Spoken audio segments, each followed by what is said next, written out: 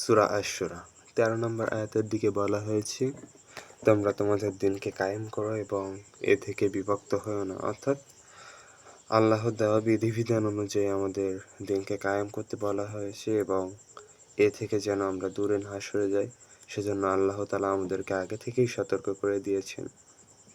আমরা এখন যদি একটু বিশ্লেষণ করে দেখি বর্তমান প্রেক্ষাপট অনুযায়ী, তাহলে বুঝতে পারবো যে আমরা আল্লাহর দেওয়া বিধিবিধান অনুযায়ী মানতে পারতেছি কিনা এবং তার দেওয়া বা তার প্রদর্শিত পথে আমরা চলতে পারতেছি কিনা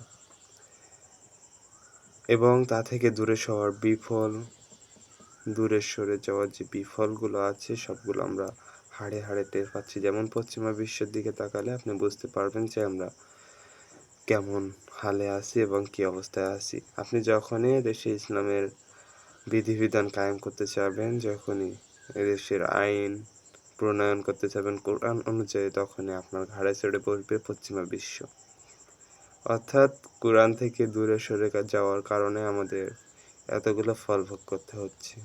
শুধু এতগুলো নয়, আরও বিশ্লেষণ করলে আরও পাওয়া যাবে, যা এক ভাণ্ডার হিসেবে থেকে যাবে এবং যখনই আপনি এগুলো কায়েম করবেন তখনই তারা আপনার ঘাড়ে চড়ে বসবে এবং আপনাকে ক্ষতি করার চেষ্টা করবে এবং আপনাকে ক্ষতি করার চেষ্টা নয়, শুধু আপনাকে ক্ষতি করেও ছাড়বে। অর্থাৎ আমাদেরকে এখন থেকে সতর্ক হতে হবে, আমাদের ঈমানি শক্তি আছে, আমাদেরকে বুঝতে হবে এবং সেই অনুযায়ী কাজ করে যেতে হবে, যাতে আমরা পরবর্তীতে আর এই ভুলটা না করি।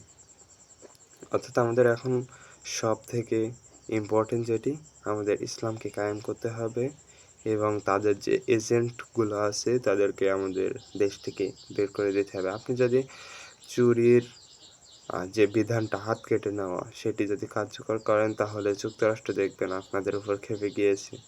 কারণ হচ্ছে তারা তো নিজেরাই চোর, তাহলে তারা চুরি করতে যে হাত কেটে দিবেন, তাদেরই তো হাত কাটা পড়বে।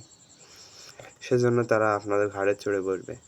আমাদেরকে এসবগুলো গভীরভাবে বিশ্লেষণ করতে হবে এবং সবগুলোকে মেনে চলার চেষ্টা করতে হবে। আল্লাহ তাআলা আমাদের যে শক্তি দিয়েছেন, যে ঈমানি শক্তি দিয়েছেন, সেটি আমাদের প্রয়োগ করতে হবে এখনই, নয়তো পরবর্তীতে করে কোনো লাভ হবে না।